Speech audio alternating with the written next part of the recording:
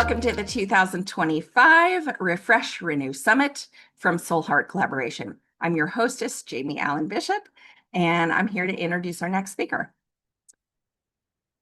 After surviving 6 years of unexplained infertility, the heartbreaking loss of her 3-day-old son, Isaac, twin to her daughter, Lily, and a divorce, Margaret Dennis transformed her pain into purpose, empowering women to confidently navigate grief so that they may boldly step into the next chapter with clarity, freedom, and joy.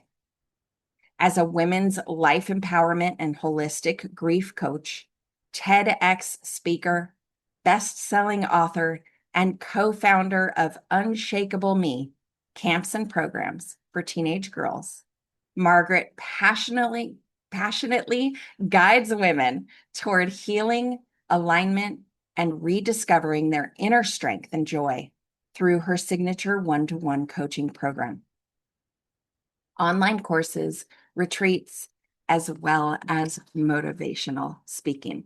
Please help me welcome Margaret Dennis. Hello, and welcome to the Refresh and Renew Summit. I am so excited to be here today. So think back to April 4th, 2021. Where were you?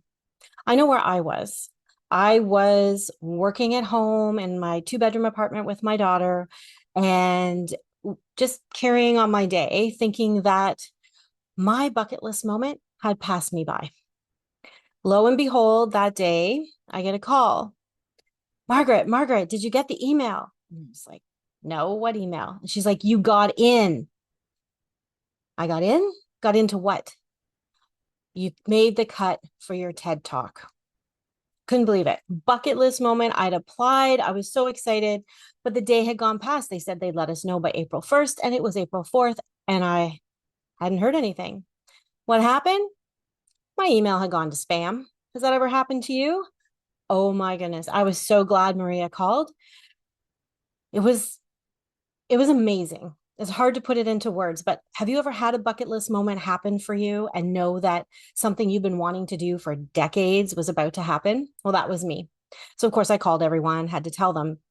But the biggest reason I wanted to do the TED Talk was I wanted to share my story.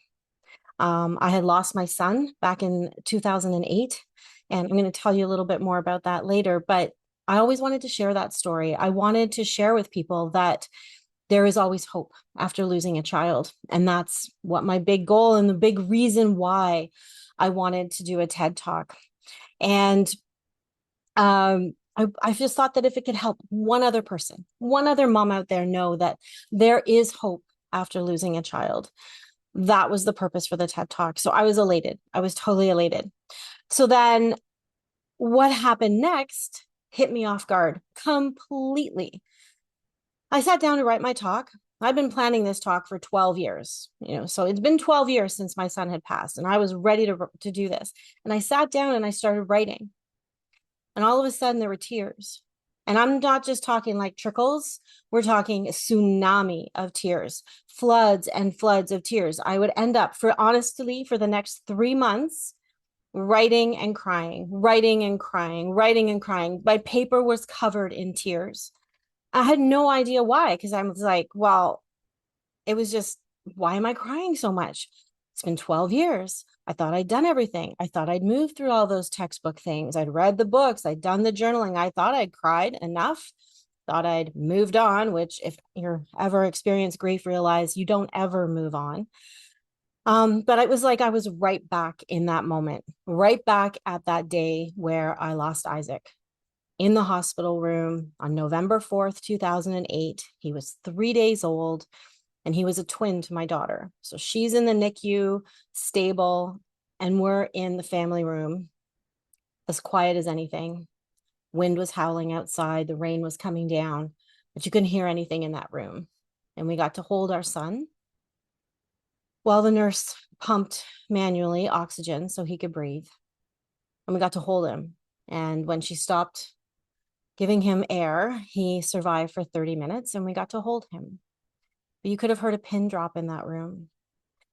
And when I started to write my TED Talk, it was like I was right back there, like no time had passed at all. And I just couldn't understand why, after all this time, I was still there. I could be right in a moment, right back there. But I realized that also I hadn't actually grieved as much as I thought I had. I was really, really good at pushing it all back down, right? And creating that pressure cooker of emotion. And what I also realized in that time is it wasn't just the grief of losing Isaac that was coming up for me. It was the grief from years and decades ago, being bullied as a child for 6 years from grade 3 to 8. That's a speech unto itself. 6 years of unexplained infertility before we could actually get pregnant, then getting pregnant with twins and being excited about the family we were going to have, and then going into early labor at 5.5 months. So that number 6 keeps kind of following me around. And then it was 3 days later that we lost Isaac. And then it was 8 years later where I left my marriage. And so this was 12 years after Isaac's death that I was writing this speech. And I thought I had worked through all of these things. Like I'd done all the things. I'd read the books, I'd done the journaling, I'd listened to the podcast, I cried, I supported my daughter through her grief. But apparently it wasn't enough. So the first lesson I want to share with you guys today is that grief is freaking messy. It's so messy and it's a pressure cooker. So when you experience grief, especially really deep grief, the loss of a parent or a child or a sibling or even a job, for a lot of us, our jobs are our life. When we lose those, it's not just that grief that you're grieving. It's everything that came before it. It's all your life experiences. And so lesson number 1 for you is grief is a pressure cooker, right? You're going to come to it with all your experiences, all your personality, everything that's happened to you in that moment. And you're going to experience a tsunami of emotion if you haven't already healed, right? So have you ever felt like you've been hijacked by your emotions when you've been wanting to do something so important, like you're running a board meeting and all of a sudden you're having a really hard time breathing or holding back tears? For me, I was literally at an international conference when I got stuck in the middle of a row, bawling my eyes out, snot coming down my nose at this big, huge conference. And I couldn't get out of there and I couldn't stop crying. Got triggered by something someone said on stage. I don't even remember what it was. But have you ever been in that position where your emotions have taken over? And that's what happens when grief becomes a pressure cooker for us. So that's my lesson number 1 for you. Grief is a pressure cooker. Okay. And we're going to keep going. So when I look back on my life, I see lots of examples of when grief has hijacked me. I mentioned a few, crying in the boardroom, crying at the conferences, but have you ever found yourself leaving a meeting or with people and at work and you're hiding out in the bathroom crying, or you're at your great Aunt Martha's annual family dinner and you find yourself sobbing in the kitchen? Or you're just going for a walk out in nature because it's really nice to be there. And then there's tears just streaming down your face and you have no idea why. That's the grief that's coming up, because eventually it gets to a point where it has nowhere else to go. And emotions are energy in motion. So when we start to move, guess what? They're going to move with us. So I was really baffled when going back to writing my TED Talk. I was really baffled as to why I couldn't share my story and why these floods of emotions were coming up. So as I mentioned, I thought I'd done all the healing, right? I had, and I'd actually really supported my daughter too. Being the twin with my son, she had experienced that death as well. Even though she was only 3 days old, twins have that connection. And so it was really supporting her through her 12 years up until that point with her grief and her loss, and trying to navigate that with her. And I thought I was doing a really good job because I could talk about Isaac. I cried every once in a while, figuring that was normal, which it is. And I thought I was okay. So then I started digging deeper. Like, why couldn't I really do this and keep, do the writing without bawling my eyes out? And then every time we get on to a practice call, I could barely make it through my speech. I honestly thought at one point I wouldn't be able to do it. But what I reflected back on after the speech was done, which I was able to do it, I'll tell you how, but it was when I looked back, I realized that I hadn't processed on the deepest emotional level with my grief. And that is a mistake so many people make out of either fear or not knowing how, or just figuring that the emotions will eventually go away. The saying "time heals all wounds." Well, it helps to ease them, but doesn't fully heal them. So, lesson number 2 that I want to bring to you today is that you need to feel in order to heal. And that's what was happening with me while I was writing my TED Talk. All these emotions were finally coming out because remember I said emotions are energy in motion. So as I was writing, the motion of writing, out came all these tears, out came all these floods of emotions, which is actually one of the most incredible ways to heal, which is what I learned. And so processing through, it was an incredible journey. It was hard. Let me tell you, those 3 months, I thought I should have been in a loony bin. But at the end of it, when I got through all the crying and was finally able to say my speech, the help of my cousin who does EFT, when I got to the end of that, I felt lighter. In fact, after every session of writing and crying, I felt lighter. I felt more at peace. I felt like that pressure cooker had released more and more, and I was feeling more calm. And so that is lesson number 2 for you guys. You have to feel to heal. There is no getting around it. The only way to the other side of your grief is through it. And that is a hard lesson, a very, very hard lesson. But you're going to feel lighter. I promise you, you'll feel more peaceful. You'll feel more in control of your emotions. And you'll also be able to make it through the day and the board meeting without breaking down. And I'll tell you that in it alone was such a huge benefit of working through those emotions. So, what I also realized looking back over those 12 years is that I'd literally just been functioning.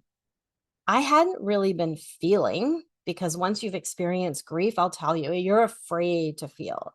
But I'd literally just been going through the motions. Yes, I would laugh at movies and laugh at things that were funny and giggle with my daughter.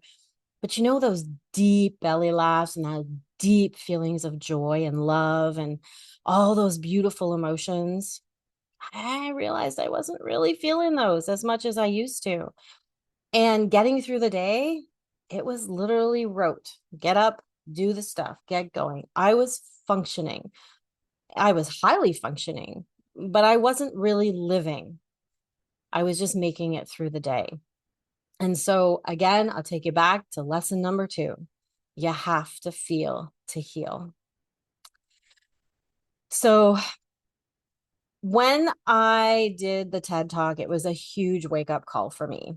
I obviously healed a lot of the things that I hadn't healed.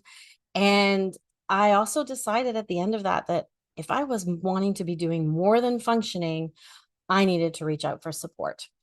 And so what I did next was reached out to a coach, someone I knew that I trusted, because when you're working in grief, I'll tell you that know, like, and trust is huge. You have to feel comfortable with whoever you're working with. And so I worked with this coach. She was amazing. And she helped guide me through some of the deepest healing. She got me even deeper than I'd gone on my own, allowed me to release all of these emotions out into the universe. I cried, I screamed, I got angry. I felt all of it. I felt the guilt of what could I have done differently for Isaac to survive. I'll tell you, mom guilt is huge for anyone who has lost a child. The shame around ending my marriage. I went through the resentment about all the other moms who had twins and all the other moms who could easily get pregnant. All of those emotions that I had felt over those years that were pushed down, they came to the surface, and I got to release those in a really caring, compassionate, supportive environment or container, whatever term you'd like to use for that. But we went really, really deep.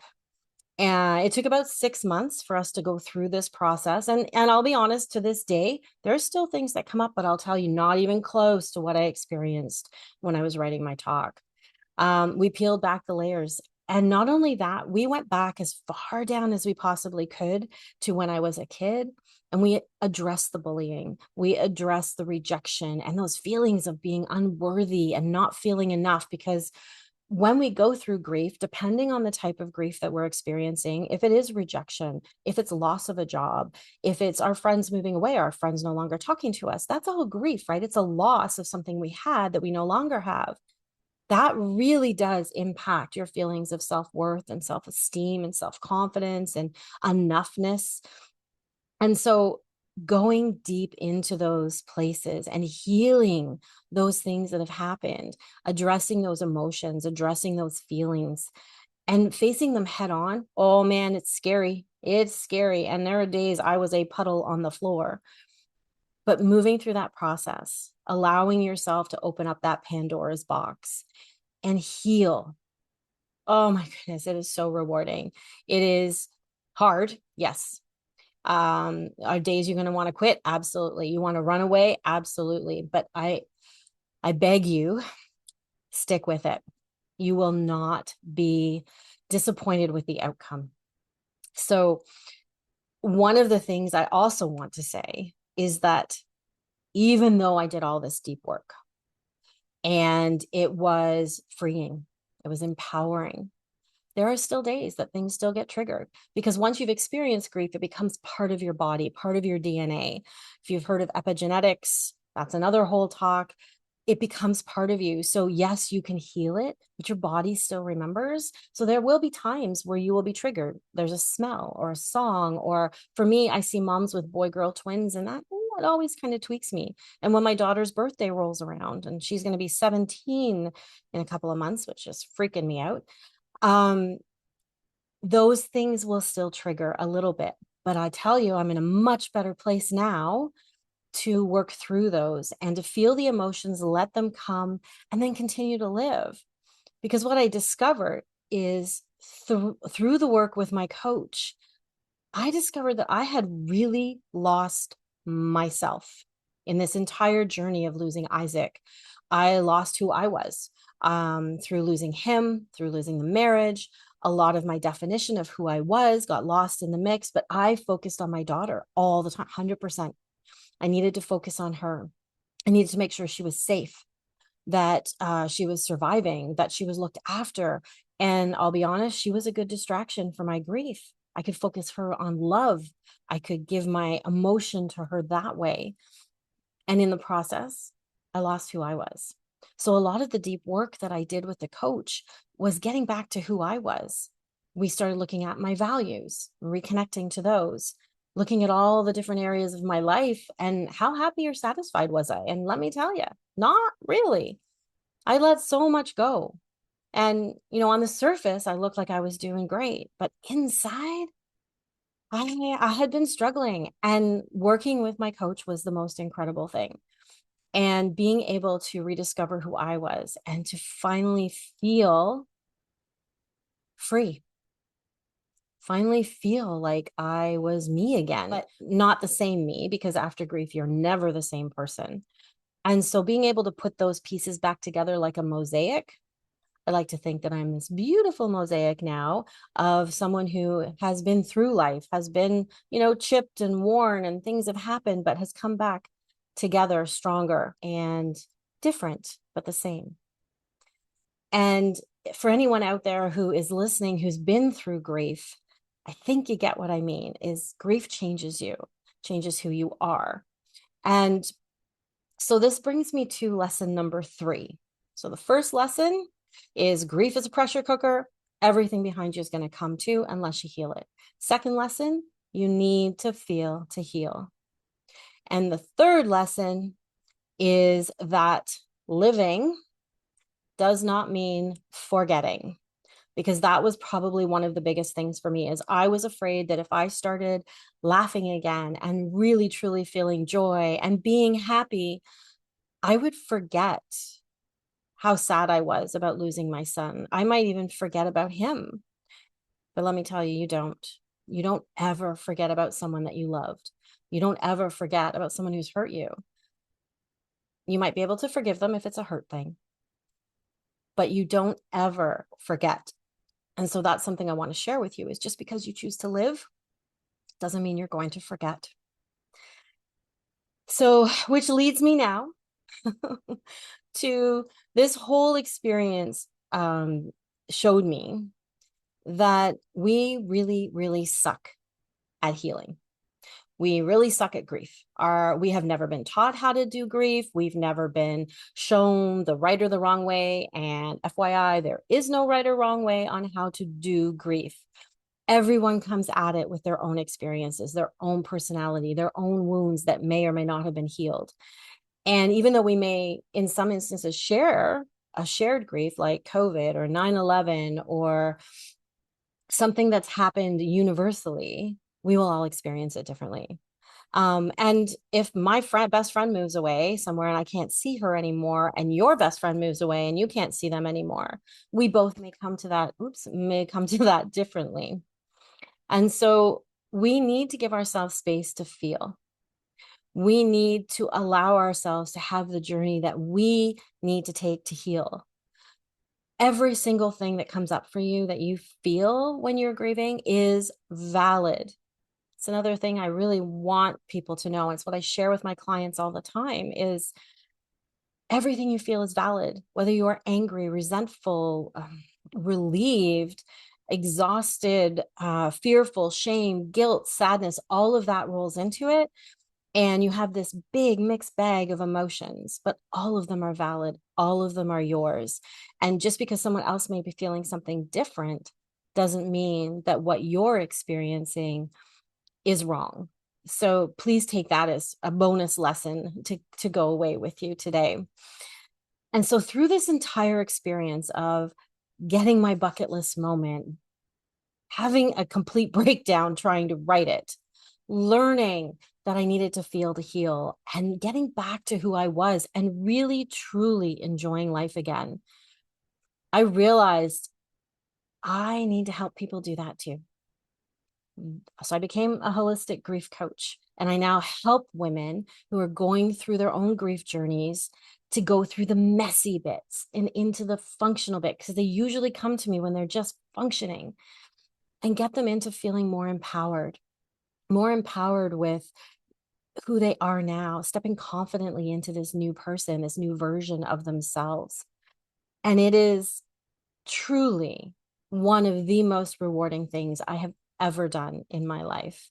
And I have worked with some of the most incredible women who are caregivers, either to their parents or their children, women who've lost children, women who couldn't have children, women who are divorced, women who are widowed, women who've lost their jobs or lost their way or lost themselves.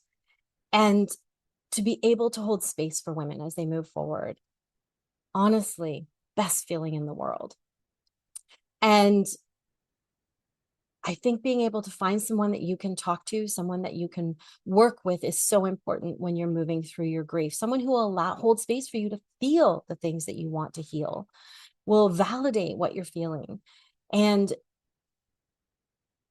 I just, with the way the society is these days, we don't teach how to grieve, right? We say, go over here, go over there, hide it, don't bring it to the office, which for any of us who actually are in the corporate or association or in the work setting in any way, shape, or form, you know that you can't compartmentalize your grief and leave it at home while you go to work, which is why we find people like myself crying in the bathrooms at work, or barely holding it together through a board meeting, or breaking down in the middle of a conference, right? It's because we can't compartmentalize our grief. And especially if that pressure cooker has really come to the surface, the more grief you've got to heal, and the more that you ignore it and the more you push it down, the more it's going to come out. And it may not just come out in emotion. It may come out with stomach aches, sleeplessness, migraines, skin rashes, bowel issues. Like, our body will start to tell us when we need to heal. Our body is super, super smart. And so I want to really invite any of you who are suffering with grief to reach out to someone, whether it's a friend, a therapist, a bereavement group, or a coach like myself, feel free to reach out anytime. And I know what you're thinking, because I've heard all these objections, but Margaret, I can heal on my own. Grief is a natural process. It's just going to take time. Yes, absolutely. A lot of people work their way through it. I also hear, I'm afraid that if I start crying, I'm never going to stop. That's a really big one. And that held me back for a long time too. But let me reassure you that if you start crying, you will stop. Remember, think of a toddler, right? When they're having a temper tantrum and they're crying and they're crying and they're kicking their feet and they're banging and their tears are coming and their face is all snotty and they're just giving it their all. They're really releasing those emotions. When they're done, you hear them go, that little jagged breath, and then they collapse and they sleep. Guess what? You're going to do that too. Your body can only release so much at a time before it needs a break, and it will give you one. You may wake up and start crying again, and that's okay. It's riding those waves of emotion. But having someone to hold space for you while you allow yourself to break down, while you allow yourself to feel out of control, because emotions can make us feel like we're out of control. That is such a safe, sacred place for you to be, and it's so healing.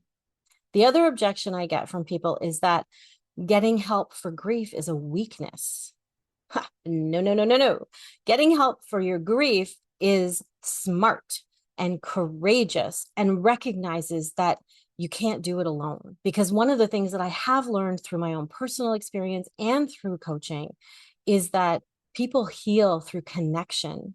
They heal with support far faster and far better than if they try and do it alone. I also get the objection that no one will understand. You're right. You are right. I'm not going to deny that. You are the only one experiencing your grief. But when you can have someone who can validate that for you, it goes so far. And I highly recommend that you share it with someone. I also get the objection that I just can't afford it. Well, you really can't afford not to. To be perfectly honest, your healing is what helps you move forward. Otherwise, you're going to stay stuck. And so whether it's just talking with a friend or going out to a therapist or a group or a coach or someone you feel safe with, someone you feel you can be yourself with and express how you feel, whatever road that looks like for you, I encourage you to do that. I have walked this path of grief and healing, and I've walked beside so many incredible women who have moved through the messy and the functional into the empowered form of grief. And I really, really want that for you too. So if you take anything away from this today, is you don't have to do it alone. So reach out. So just to recap the 3 big lessons for today that I want you to walk away with is 1, grief is a pressure cooker, and everything that you haven't healed in the past is going to come up every time you experience grief. Number 2, you have to feel to heal. There's no way around it. You've got to allow those emotions to be there. And the 3rd is living does not mean forgetting. You are here on this earth to live and enjoy and feel happiness and gratitude and love. Grief happens. It happens to everybody, but it doesn't have to define who you are. So as we wrap it up, I wanted to share with you that I will be giving all of you a free grief assessment PDF. It'll be either sent out with the group or in a follow-up email, because I will be following up with all of you. The grief assessment gives you an idea of how much grief have you suffered in the past that you may not be aware of, or even understood that grief was part of that and that you need to heal. I have 30, I may have 50 by the time we get this out, but I've had a lady in a workshop that I did who checked off 29 of the 30. She had no idea.